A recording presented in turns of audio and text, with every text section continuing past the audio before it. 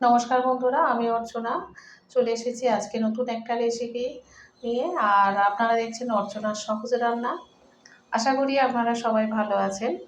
আজকে যে রেসিপিটা বানিয়েছি এটা হচ্ছে একদম পুকুরের টাটকা মাছ, সব রকমের মাছ, তেলাপিয়া, ছোট রুই মাছ, চারা পোনা মাছ আছে, সব রকম মাছ দিয়ে পটল আলু দিয়ে ঝোল করেছি। গরমের সময় এর থেকে ভালো কিছু আর খাবার হতে পারে না। আর একদম হালকা পাতলা ঝোল। প্রথমে মাছগুলো ভেজে নিয়েছি, দুটো দেখিয়েছি কিন্তু অনেকগুলো মাছ ভেজে নিয়েছি আগে। তারপরে পটলগুলো একটু সরু সরু করে কেটে নিয়েছি, একটু হলুদ দিয়ে লাল লাল করে ভেজে নিতে হবে। ভালো করে নাড়াচাড়া করে পটলগুলো ভেজে নিচ্ছি। পটলগুলো ভাজা হয়ে গিয়েছে, এবার তুলে নিতে হবে। আর কড়াইতে আরও একটু তেল দিয়ে দুটো তেজপাতা, কয়েকটা শুকনো লঙ্কা দিয়ে দিয়েছি। তারপরে দেব পেঁয়াজ কুচি। পেঁয়াজ কুচিগুলো দিয়ে এটা ভালো করে ভেজে নিচ্ছি।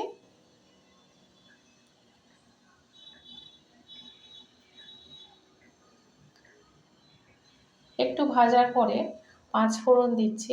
মাছের ঝোলে পাঁচ ফোড়ন তো খুব ভালো লাগে দিলে, ঝোলের স্বাদই আলাদা হয়ে যায়।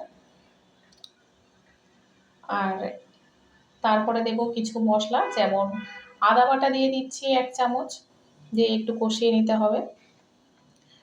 স্বাদ মতো নুন দিয়ে দিলাম, হলুদ গুঁড়ো 1 চামচ, লাল লঙ্কার গুঁড়ো 1 চামচ, আর এখানে জিরা ধনিয়া গুঁড়ো 2 চামচ করে দিয়েছি, এটা দেখাতে পারিনি, দিয়ে দিয়েছি। মশলাগুলো যাতে না পুড়ে যায় সামান্য একটু জল দিয়ে মশলাটা খুব ভালো করে কষিয়ে নিতে হবে।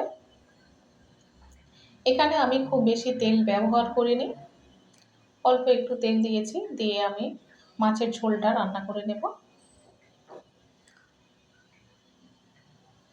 মশলাটা খুব ভালো করে কষিয়ে নিচ্ছি, আর বেশ কিছুক্ষণ কষিয়ে নেওয়ার পরে আলুগুলো আর আলাদা করে ভাজিনি, মশলার মধ্যে দিয়ে দিলাম আর দিয়ে একটু নাড়াচাড়া করে কষিয়ে নেব।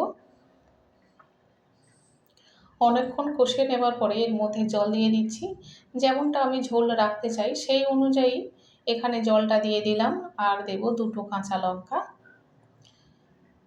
শুকনো লঙ্কা দিয়েছি, আর লঙ্কা দুটো দিয়েছি কাঁচা, যে লঙ্কা খুব ঝাল তাই দুটো দিয়েছি, মুখগুলো একটু চিড়ে দিয়েছি। ঝোলটা যখন ফুটতে শুরু করেছে তখন ভেজে রাখা পটলগুলো দিয়ে দিলাম।